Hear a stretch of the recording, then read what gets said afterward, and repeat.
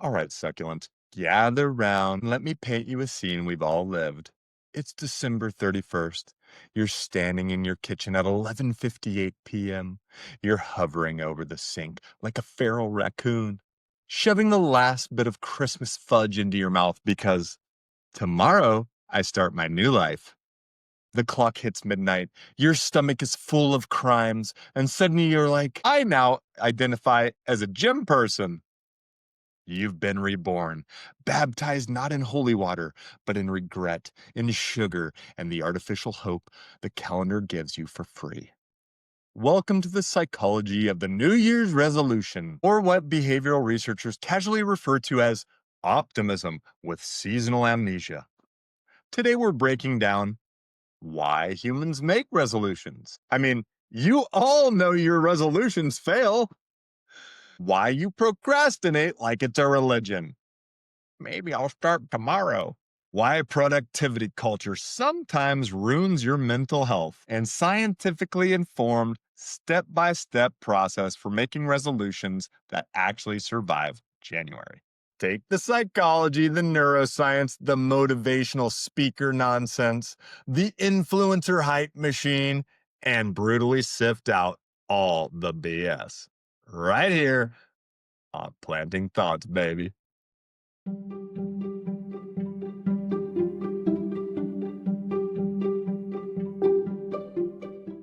Humans adore symbolic fresh starts, right? I mean, evidence in behavioral science generally show that the brain responds to temporal landmarks. This is a fancy term for clean edges in time, right? Birthdays, Mondays, the first day of school, new journals, and yeah, January 1st, the Beyonce of fresh start illusions. Why? Because your brain loves narrative resets, right? It's the same reason you convince yourself you'll start eating healthy right after this weekend or start working out when things calm down a little, right? Look, things never calm down. Life is a flying dumpster fire. January 1st tricks your brain by saying, the old me is dead. The new me is a disciplined super athlete who drinks water voluntarily and doesn't scroll TikTok until 3 a.m. Your dopamine? It spikes. Not from the change, but from the anticipation of change, baby. Hey! Evidence from neuroscience commonly shows that dopamine surges most intensely right before the reward, not after. Translation, your resolution is basically a psychological pre order, my dudes.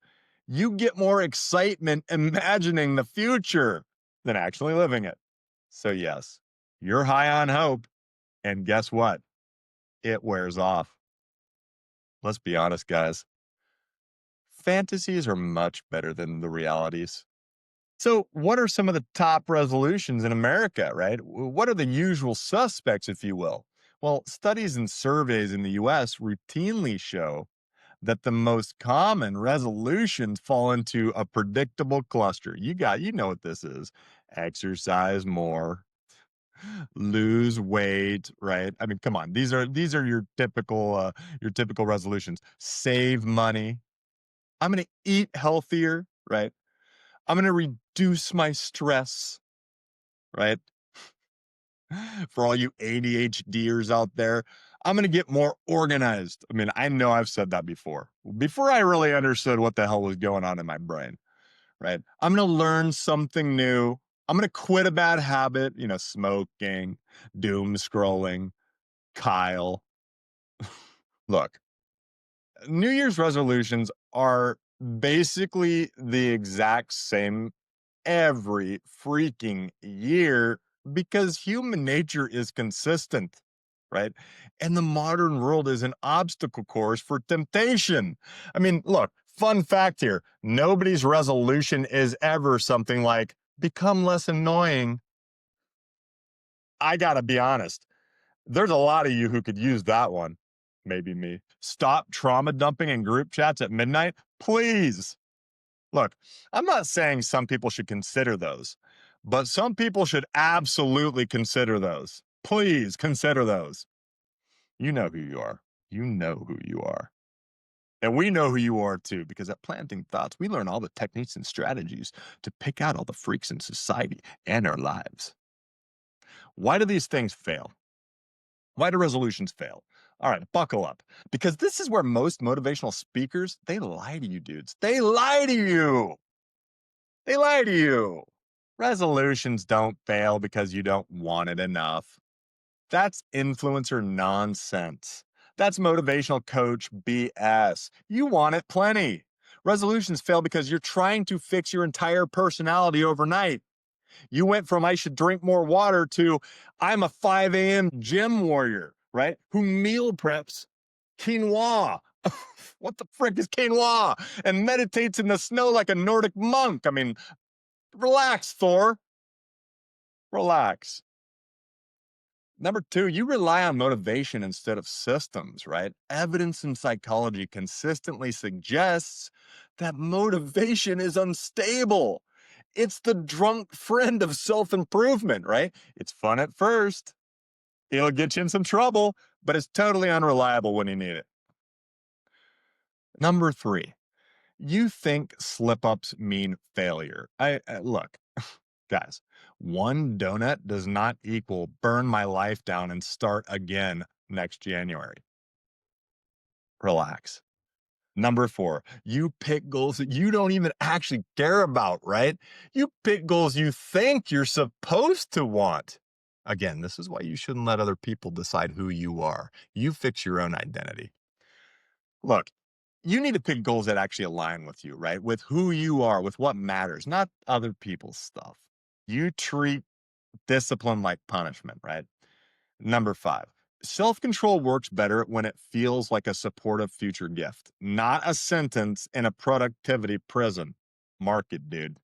Another problem is waiting to start. Now, this is why you should not wait. It's called the delay trap, right? Let's be brutally honest. Waiting for the perfect time is just socially acceptable procrastination. It's procrastination wearing Spanx. There is no perfect time. Life will always be chaotic. Some will always invite you to brunch. Your job will always be a circus. And your brain will always be like, we could, or we could nap. Nighty night. Look, if something matters, start the smallest possible version today. Not tomorrow, not Monday, not January 1st. My dudes, today. Even a 2-minute effort has psychological value. Evidence suggests it increases your identity commitment. This means your brain starts to see consistency between who you want to be and who you actually are, baby. Look, there's some dark side here, right? There's a dark side of this productivity culture that I've been talking about, right?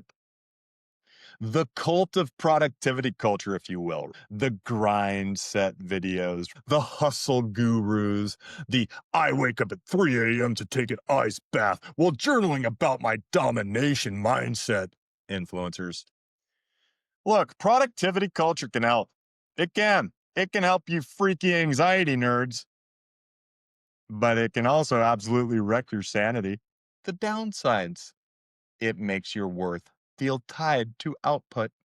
I need to reach this number. It turns to guilt. It frames failure as moral weakness. It glorifies burnout. Man, I worked so hard, I ground so hard, I could barely do anything now. That's not tough. That's not cool. You sound like a jerk off. It hijacks self improvement into performance for the algorithm. You're not YouTube, my dudes. You are a person. Work for yourself and something that you want to do and make sure it's in moderation. Also, this is my personal critique. A lot of productivity influencers look like they've never experienced the joy of a carb.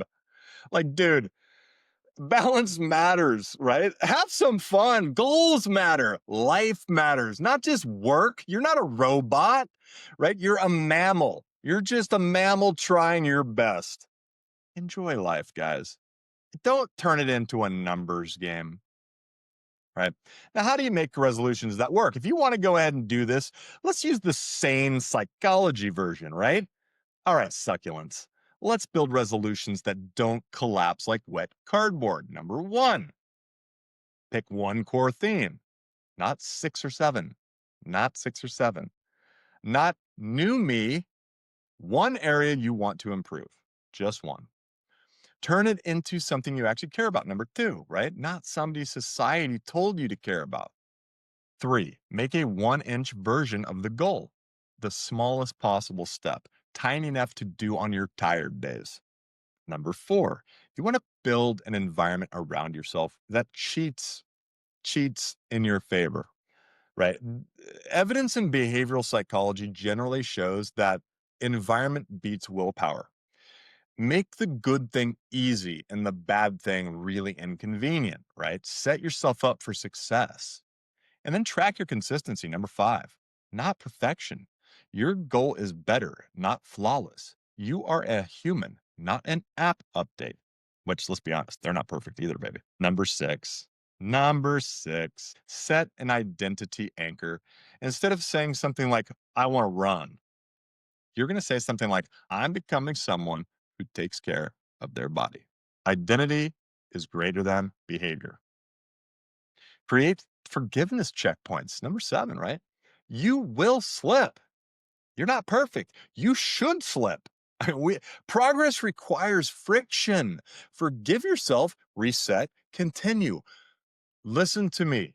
All you ladies out there who've been told you have to be perfect in life, because this is a real problem for a lot of females, right? And especially a lot of younger females. Right? Look, progress requires friction. If you want to be the best version of yourself, you've got to fail consistently, and then you've got to get up and try again. That is how you become the best version of yourself that you can be.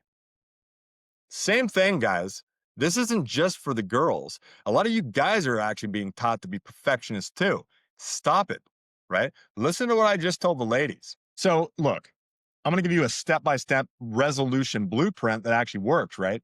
This is your planting thoughts version, I guess, of a resolution toolkit. It's going to be simple, it's going to be practical, right? And it's going to be evidence aligned because that's what we do here, baby. Let's go. Step one, write the why, not the fluffy one, the real one. Make it emotional, make it personal, and make it brutally honest. Step two, define the smallest starter action. One push up, one paragraph, $1 saved, one glass of water. Start microscopically. Step three, decide the minimum consistency. 3 times a week? Great. Daily? Even better. But keep it tiny. Keep it tiny. That's what she said. Step four, remove the biggest friction point. Whatever makes the goal harder, sabotage it. Hide the snacks. Preset the clothes.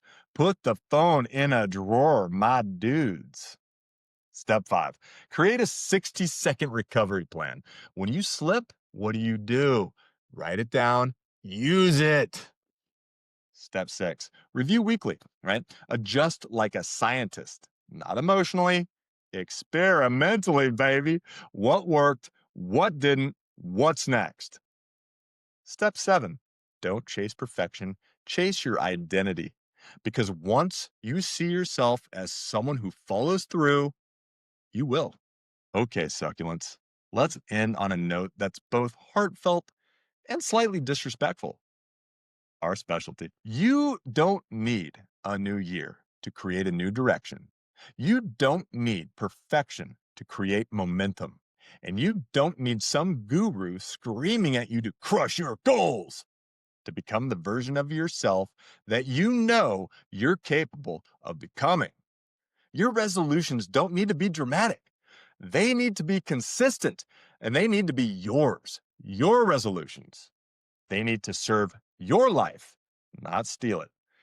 If this episode lit a spark for you, hit that subscribe. And if you haven't, what the heck is wrong with you? Hit that like. Hit whatever button makes the algorithm bless us. Let's be real. That's all I really want. and share this with someone who still thinks new athletic leggings are a personality. Until next time, be curious, be kind, and be very, very allergic to BS. See ya.